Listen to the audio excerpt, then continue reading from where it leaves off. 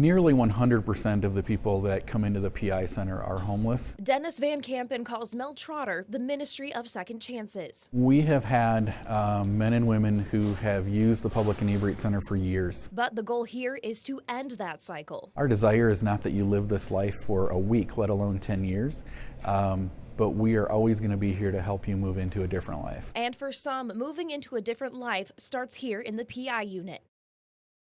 Public inebriants, or PIs, are brought to the center by police, paramedics, a Good Samaritan, or sometimes they come in on their own. Then a registered nurse goes to work. Not only do they get the medical care that they may need, but they also have the opportunity to get a shower, to have a meal, to get new clothing, and also, frankly, for us to build a relationship with them to help them change their life. Heather Boovy is one of the nurses in charge of doing just that. Every single person who comes in here, they have a story. They're not just an alcoholic, they're not just a homeless person, they're someone with a story and a past. The next step is to get that PI connected with a local substance abuse program and then ultimately get them a home. We need to get people in housing as quickly as possible.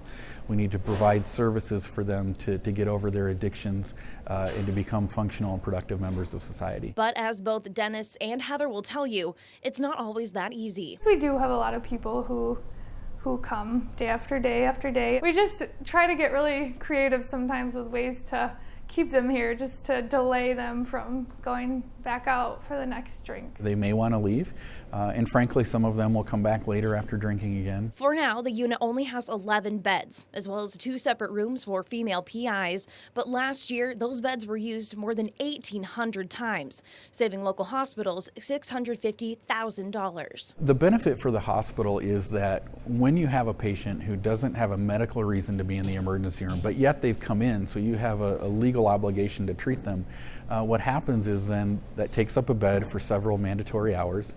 That's a bed that someone with a real medical concern could be using. And while many PIs still go to the emergency room, Dennis says having an alternative is making a huge difference in the community. To have 3 competing hospitals partner together to fund a program like this, that just doesn't happen. In fact, the program has become so effective, it's gaining national attention. We have had other missions from other states, as well as right here in Michigan, that have come here to tour to explore how they can implement a program like this in their city. And with the need for programs like this in our area, Dennis says the public can help by humanizing the situation when they come across a PI or homeless person. It really is a person. It's somebody's son, somebody's daughter, somebody's dad, and they were like us once.